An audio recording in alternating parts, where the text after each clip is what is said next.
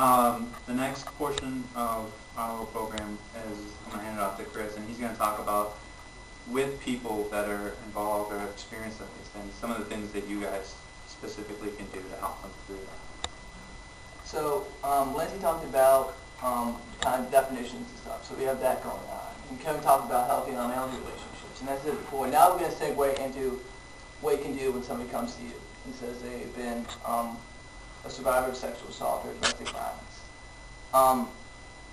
And it's important to remember that you guys are going to be in this mentor program. You're going to be leaders in this community.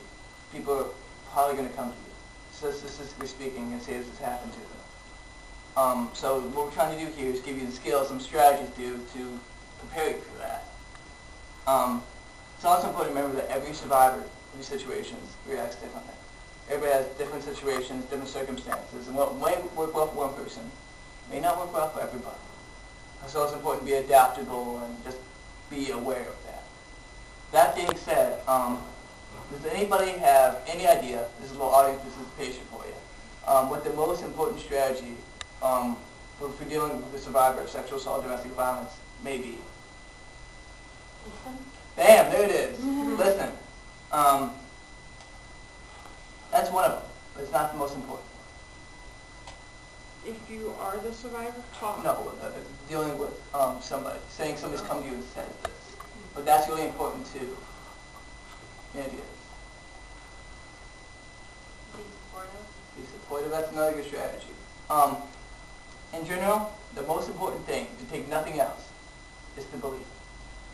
If somebody comes to you and says that this happened to them, and that they are the survivor of sexual assault, believe. And this happens all the time, that you hear these rape myths, that, oh, he or she is just saying that because they don't want to believe that, they want people to think that they're a slut, or that they actually want this. But that's not true. When people say they've been assaulted, they're telling the truth. And don't just take my word for it.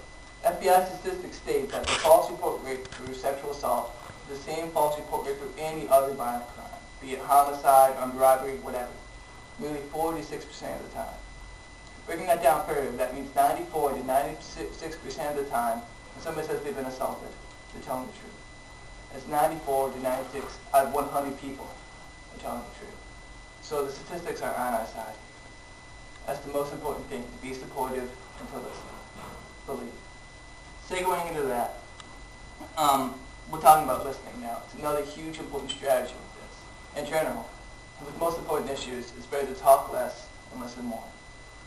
When somebody comes to you and says they've been assaulted, it's important to put aside your own questions you may have. Don't automatically grill them about the incident. Don't ask what they were wearing, where they were. That's important. Those are details that don't necessarily matter at the time. What matters is that they came to you, they're sitting down, and they're talking about this. So the thing to do in that situation is just sit back, be supportive, and listen. I got a little cheat sheet here. Next up, we have medical and safety needs. This is a vital step of dealing with somebody when they come to you and says they've been assaulted.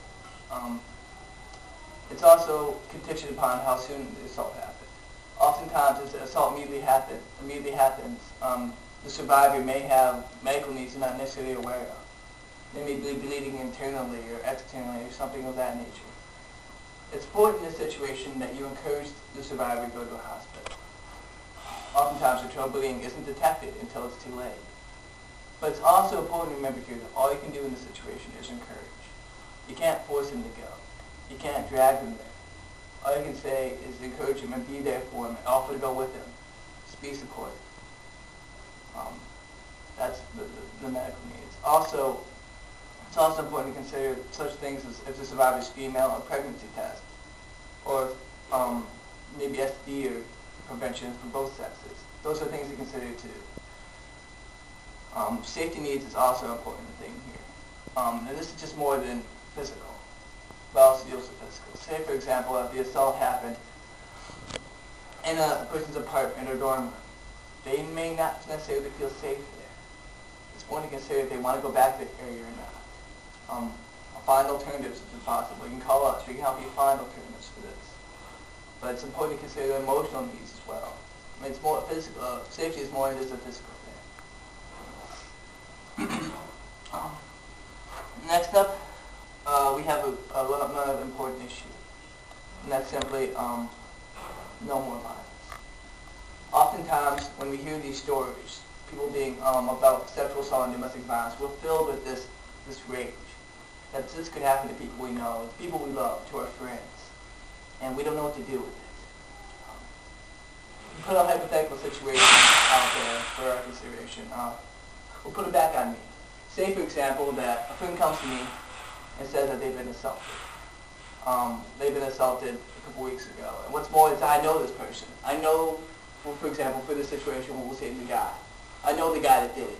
He lives down the hall from me. He lives in my apartment complex, whatever. I've seen him at class. So right now, I'm filled with this rage, I don't know what to do with it. I'm just angry, and I'm angry at him. I stopped listening to the person who told me the story, and I focused all my attention on him. And I go out, and I get a big posse of friends of mine. We go and find this guy, and we beat the hell out of him. We put him in a hospital. We kill him, even. And sure, that make me feel better, because I've stated my need for this vengeance upon this person.